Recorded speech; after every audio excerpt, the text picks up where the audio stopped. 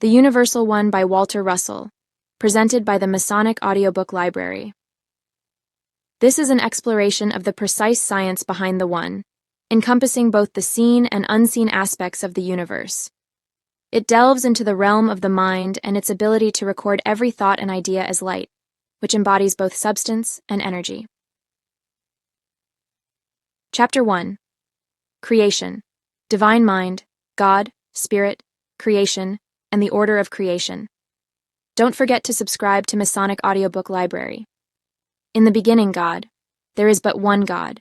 There is but one universe. God is the universe. God is not one and the universe another. The universe is not a separate creation of God's. It is God. There is no created universe. Nothing is which has not always been. All created things are from the beginning. They have no beginning. They do not come into being. They are and always have been and always will be. Creation means to man the coming into existence of something which was not before in existence. Man's concept of creation is the coming into being of a physical, visible universe heretofore non-existent. The Creator is to man's mind a sublime being, separate and apart from man, who created the physical universe of matter, causing to come into being that which had not been. Man holds the concept of two universes, a spiritual and a physical. God is presumed to be of the spiritual universe, perfect. Matter is of the physical universe, imperfect. God supposedly created the imperfect physical universe separate and apart from himself. Man conceives a perfect and omnipotent God. A perfect and omnipotent God could not create imperfection. He could not create a lesser than himself. He could not create a greater than himself. God could not create other than himself. God did not create other than himself, nor greater, nor lesser, than himself. In the sense generally understood by man, God did not create anything. Nothing has been created. This is a creating universe, not a created one. Man's concept of the sublime being as the creator of a material universe different in substance from the spiritual universe is a misconcept. God is all there is. Beyond God there is nothing. Superior to God there is nothing. Inferior to God there is nothing. Opposed to God there is nothing. Creation is not more, nor is it less than it has always been from the beginning. It cannot be more than God, nor can it be less than God. Creation is an apparent integration in continuity of that which already exists in substance. It is a periodic change of state of the one unchanging substance. It is evolution. Decreation is an apparent disintegration in continuity of apparently integrated things returned to that substance. It is dissolution. God is in reality and exists in substance. God is thinking mind. The substance, or body, of God is light. The one universal substance, which is God, is a tangible substance, a thinking substance, comprehensible and describable and possessed of principles which are familiar to man through man's observation of the one universal substance in created things. The substance of all created things is light. The one substance of thinking mind is all that exists. The created universe is the registration in matter of the idea of thinking mind. Mind is expressed in light. Light is the storehouse of the energy of thinking mind. The energy of the universe is the energy of thinking mind. The universe is a universe of energy. Energy is expressed in light. Mind is the universe. Mind substance is spiritual substance. Spirit is light. Spirit is the ultimate, the eternal, though finite substance. Spirit is not infinite. Nothing in this universe of motion is infinite. Man's concept of an infinite God, possessing infinite knowledge and infinite power, creator of an infinite universe of infinite extension, is not in accord with the laws of motion. This is a boundless, eternal, dimensionless universe of definite limitations, both as to all cause and to all effects of cause. Dimension is an illusion of relation of effects, which are in themselves but illusions. All cause is comprehensible too, and all effects are measurable by man. A limited, measurable universe cannot be infinite, and a divinity limited as to his range of cause, which, ipso facto, limits the possible range of effect, cannot be infinite. Light is the living substance of mind in action. It is the creating principle of the one substance. The one substance is the etheric spiritual substance of the one universal mind. The entire created universe of all that is, ever has been, or ever will be, is but the one substance in motion, light. God is light, and in him is no darkness at all. John 5. Matter is light. God and matter are one. Spirit and matter are the same substance. That substance is light. There are not two substances in the universe. There cannot be two substances in the universe. The substance of the universal mind is a living substance. That which man calls life is an inherent property of the entirety of mind. Light is life. There is but one life in the universe. The whole of the universe is but one living, breathing, pulsing being. There are not two lives or two living beings in the universe. There are not two of anything in the universe. The universe and all that is one. Chapter 2. The Life Principle. Life as the pulsing, electromagnetic oscillation of thinking mind. We invite all listeners to subscribe to the Masonic Audiobook Library for more enlightening content. All life is immortal life. There is no mortal life. Life is a vitalizing property of all matter. Life is in and of all matter. Man's concept of life is not logical. Man conceives life to be a property apart from matter, quickening compound elements of inorganic matter into living, functioning, organic beings. Man defines organic matter as that in which life begins to function, imbuing it with vitality and intelligence. Man defines inorganic matter as those elements or compounds of matter in which there is no life and in which there is no vitality nor intelligence. Man conceives life as spontaneously generated in matter at favorable temperatures and under favorable conditions. Such concepts are not true concepts. In searching for the life principle, man is attempting to discover something corresponding to a germ, which quickens lifeless matter. Life is not a germ, and no matter is lifeless. Life is in and of all things from the beginning, always and forever. Life has no beginning. Life has no ending. Life is eternal. Life is in and of all inorganic as well as all organic matter. Life is in and of all of the elements and the atoms of the elements and the compounds of the elements. Life is in and of the sun of the atom, the planets of the atom, and the heavens surrounding the universe of the atom. Life is the effect produced on the substance of mind by the sequence of alternating electromagnetic pulsations which constitute the process of thinking. The progress of this effect is registered in integrating light and manifests itself in that orderly periodic phenomenon inherent in all matter and all things which man calls growth. All growing things are imbued with the life principle. All things are growing things. All matter is evolving. All matter is growing. All matter is living. Life is merely the registration in matter of states of motion of thinking mind. The substance of mind has the appearance of many states of motion, which man calls the elements of matter. The elements of matter do not vary in substance. They vary only in their states of motion. All motion is periodic and evolutionary. All motion is motion in equilibrium. No other motion is possible. All motion has the appearance of being divided into opposites. These opposites of motion shall henceforth be termed motion in inertia and motion in opposition. All that appearance which man calls matter is motion in opposition. Motion in opposition is under either preponderantly electric or magnetic domination. It is a state of motion where pressures are unequalized and sustained in their state of unequalization by the resistance of the two opposing forces in motion. The point of maximum motion in opposition is the nucleal center of a unit or system, where opposing pressures reach their point of maximum pressure. Form of matter disappears into motion in inertia. Motion in inertia is equally electric and magnetic. Neither force dominates. It is a state of motion where pressures are equalized. Man's concept of life is energized organic substance. Man's concept of death is de-energized organic substance. There is no death. Life is eternal. The one substance of the universe cannot become de-energized. Man's concept of life belongs to motion in opposition. Man's concept of death belongs to motion in inertia.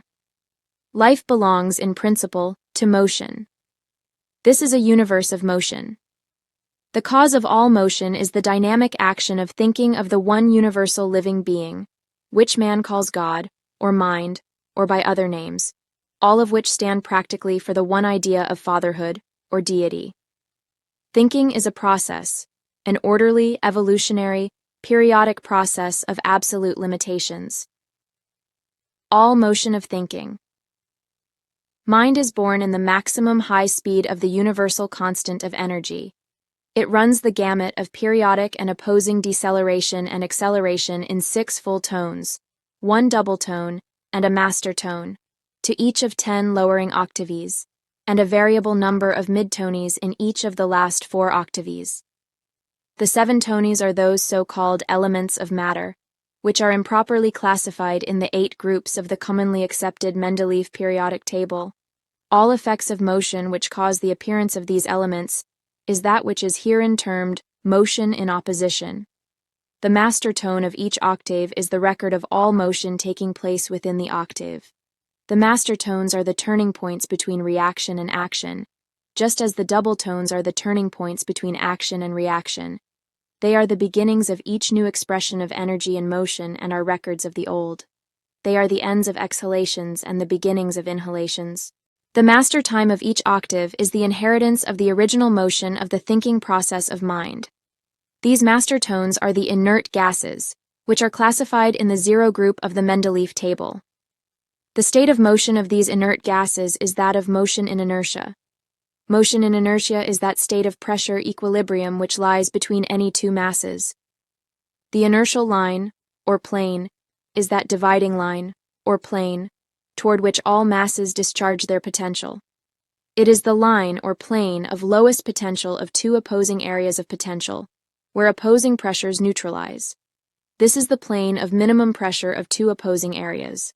The master tones, which represent a state of motion in inertia, and are the inert gases, bear the same relationship to the elements that white bears to the colors. They are a registration of them all. White is not included in the spectrum, it has no place there. The inert gases should not be included in the elements. They have no place there. Of this more shall be written later in its proper place. The 10 octaves constitute a cycle of evolving states of motion.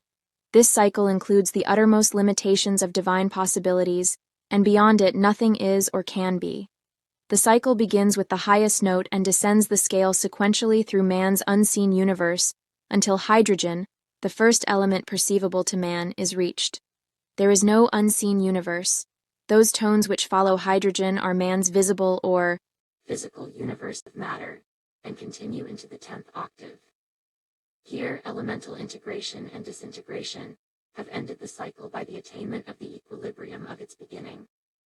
All motion is oscillatory, swinging in sequence between 2 apparently opposing forces, gravitation and repulsion, which are respectively electric and magnetic.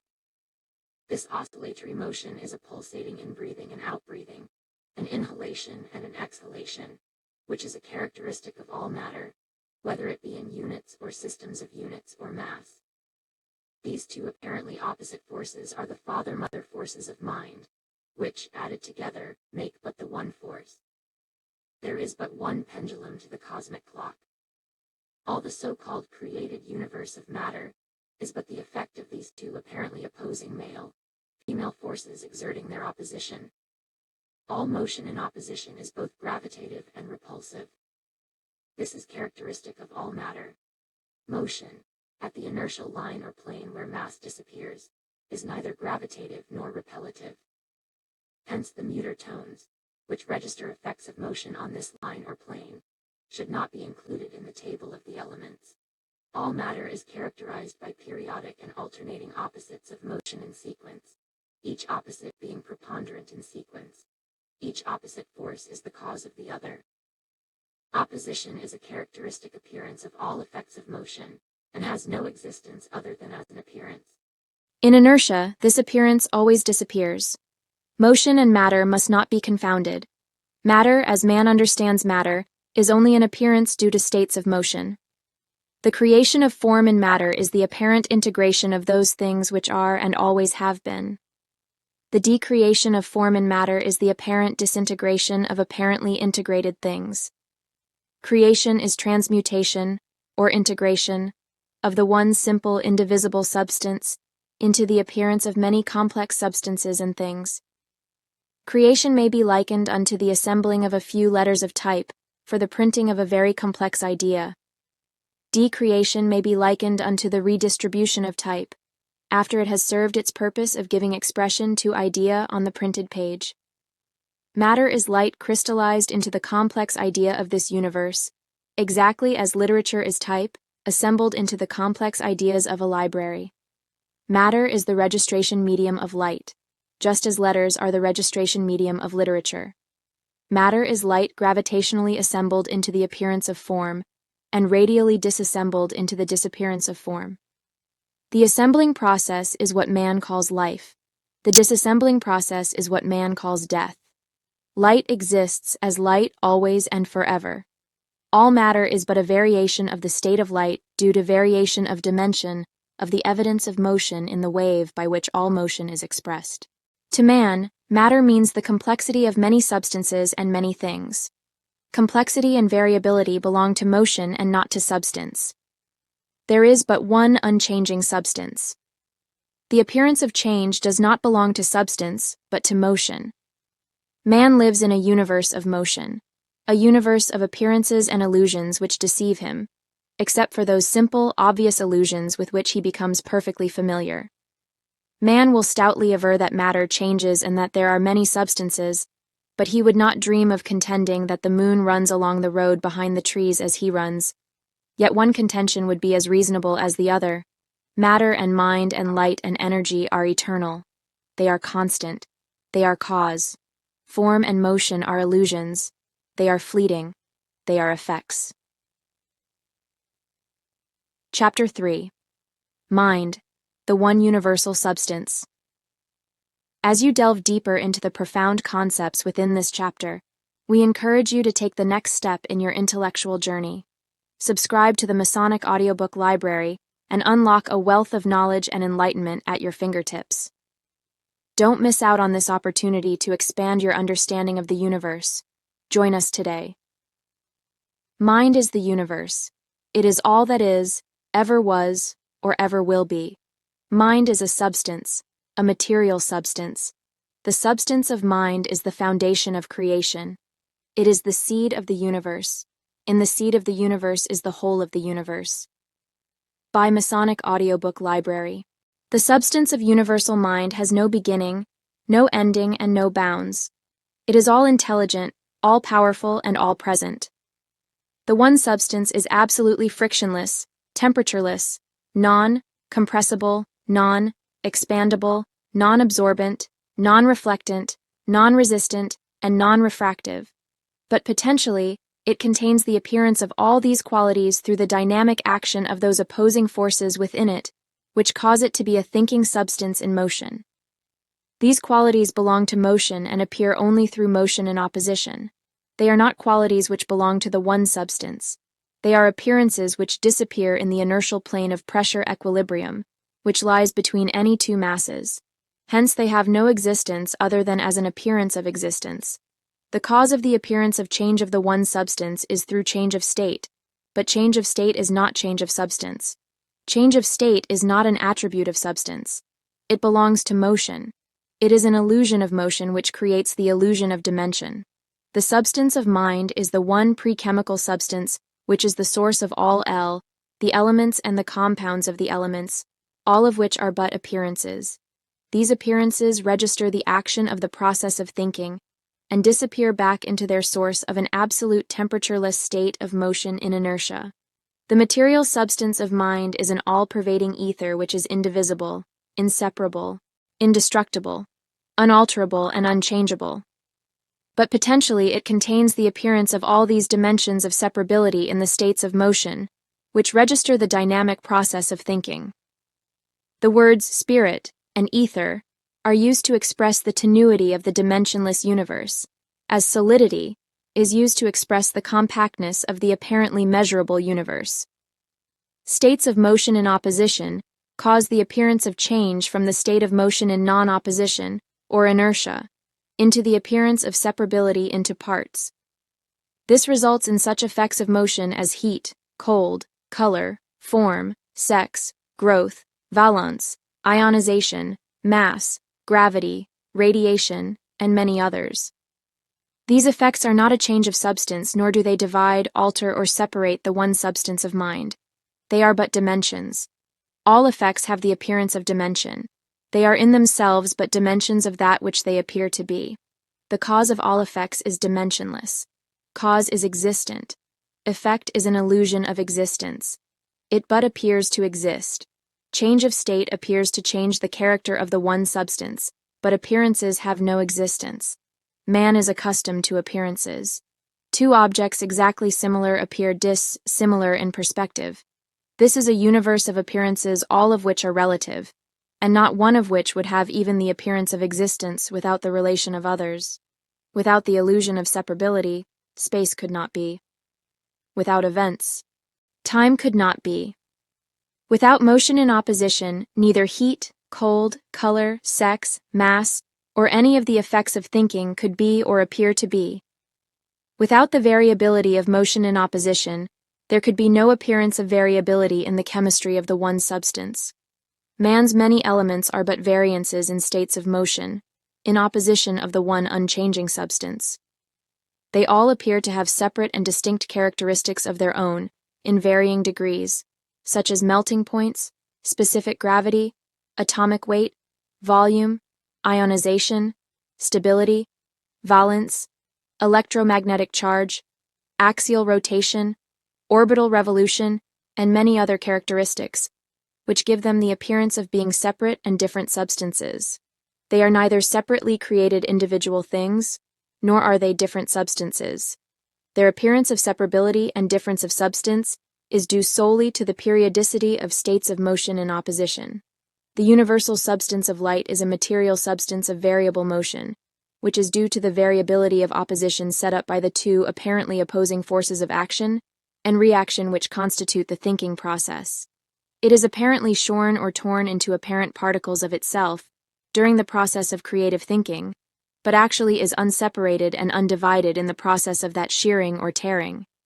It is without form, but potentially it contains all that man calls form. Form is but an appearance, an effect of motion in opposition. The greater the opposition of the two opposing forces, the greater the rigidity of form and mass, and the more distinctive is its appearance of existence. All of those elements between the third gravitational and third radiational tones, the atomic structures of which are very much contracted in volume and represent motion in maximum opposition, are the hard, dense, heavy solids of great rigidity, such metals, for example, as iron, copper, gold, silver, manganese, nickel, and tungsten. The elements which form such compounds as granite, quartz, and flint, and those elements which form such precious stones as the diamond, ruby, and emerald, all these elements are made up of light units in maximum motion, in opposition. They are very densely packed together in atomic construction, and very closely integrated. Their electric and magnetic orbits are in spirals of one plane and are very much extended. Their melting points are very high. A study of the charts will show this clearly. The less the opposition of the two opposing forces, the less the rigidity of form and mass, and the more indistinct is its appearance of existence. All of those elements which, born near the inertial planes of their octaves, indicate by their tonal position on their octave waves a close relation to motion in inertia and a lessening degree of opposition, are the softer, less distinct substances. Such elements and compounds as lithium, bromine, sodium, chlorine, salt, sulfur, Potassium, iodine, tellurium, magnesium, strontium, and rubidium are formed of light units of less potential energy. The atomic structure of these elements is not closely integrated, but is open, nebulous, and very much expanded. Their electric and magnetic orbits are in spirals of many planes, approaching nebulosity in appearance as their position nears their inertial planes. Their melting points are very low. A study of the charts will show this clearly. Form, therefore, is not an attribute of the one substance, and has no existence other than as an appearance. Form, like time, space, mass, color, weight, temperature, and other effects of motion, is an attribute of motion only, and in no way an attribute of substance. Bubbles whirling in the substance of water have form. Their form is but an attribute of their whirling motion, and is not of the substance of water. When the motion ceases, form disappears, but the substance remains. Creation is merely a swing of the cosmic pendulum from inertia, through energy, and back again to inertia, forever and forever. It is but a series of opposing pulsations of action and reaction, integration and disintegration, gravitation and radiation, appearance and disappearance. The one universal mind is a formless thinking substance. If the one substance were not a thinking substance, that which man calls creation would not have been. That which man calls God is an ecstatic thinking substance, thinking in continuity, thinking rhythmically, thinking with orderly variation of intensity in measurable impulses throughout endless ages, in endless space. Thinking is an action which is the cause of all motion. It is a process, a purely mechanical process, periodic in its evolution, through one cycle after another without end. The process of thinking leaves the evidence of that process behind it, registering the effect of its passage through the ocean of the universal mind. In its wake are myriads of rotating particles of the one substance which register the thinking of mind, just as in the wake of an ocean steamer are myriads of tiny rotating bubbles which register the passage of that steamer. The many bubbles in the wake of the steamer produce an effect of foam in the ocean's substance which appears to be different from the surrounding substance. It is the same substance but of less stability. The whirling bubbles of foam owe their appearance of stability to motion. When the motion ceases, the bubbles will disappear.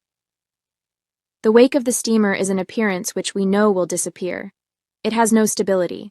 It has only an appearance of stability. The bubbles are apparently separate individuals possessing form and motion, which are apparently their own, but which we know are not their own. Their appearance of separateness we know is but an illusion due to force and motion. When the churning effect of the propeller has been dissipated, foam, bubbles, wake and all will disappear into the mighty ocean of which they are a part, and from which they have never been separated. The passage of all thought through the tranquil ocean of universal mind may well be likened unto the passage of big boats and little boats and all the winds of heaven upon the tranquil ocean of waters. The passage of all these forces leave their effects in appearance upon the ocean of waters, registering thereon in foam the idea of those forces. Without the exertion of these forces upon the tranquil waters, an absolute uniformity of appearance would prevail throughout the ocean of waters. Without the force of thinking throughout the tranquil substance of mind, there would be no appearance of variability whatsoever in the universe of mind. There would be no form. The distinct spiral nebula of Perseus or the trail of the Milky Way looming against the ocean of mind is exactly analogous to the foamy wake of a steamer as viewed from a great height. Both the wake of the steamer and the nebula of Perseus are appearances due to the passage of ponderous ideas, and both will disappear back into the substance of which they are a part. The myriad whirling spheres of the nebula, its integrating suns and solar system, its planets and moons, its asteroids and meteorites, are all whirling forms, born of the churning propeller of the one mind thinking out this universe of ours. Similarly, the whirling spheres of the steamer's wake, with its big bubbles, its lesser bubbles and its milky foam, are a line of white against the deep blue sea, but not separate from the sea in substance. The temperature in the wake of the steamer is higher than that of the surrounding water. Similarly, the temperature of the spiral nebula is higher than that of the surrounding ether matter, because of the heat energy generated by thinking and transferred to the whirling spheres. The law governing both bubbles and nebula is the same. The difference between them is only relative in point of time. Both disappear when they cease to whirl, for their appearance of existence is due solely to the heat energy of motion. A bubble may whirl for a few moments and a sun for 100 billion years before their generated heat becomes radiated into their father-mother substance, which gave them birth. The difference in time is but relative, for time is nothing in eternity. When the bubbles have radiated their heat to the temperature of the surrounding water, they cease all appearance of individual existence. Their forms have disappeared with cessation of motion, but their substance is as existent as the ocean is existent. When giant suns have radiated their heat to the absolute zero of the surrounding ether substance of mind, they cease all appearance of individual existence. Their forms have disappeared with the cessation of motion, but their substance is as eternal as mind is eternal. End of Chapter 3. We hope you've enjoyed exploring the concept of mind as the one universal substance. Your journey into the depths of knowledge has only just begun. Now, let's move forward to Chapter 4. Chapter 4. Thinking Mind. Before you continue, make sure to check the playlist for Chapter 4. We value your feedback, so please take a moment to leave a comment on your thoughts about the first 3 chapters. Don't forget to like and subscribe to the Masonic Audiobook Library to stay updated on this enlightening journey. Your support is greatly appreciated. Thank you for joining us. If you have not subscribed to our channel yet, do well to click on the subscribe button, click on the bell to follow the light.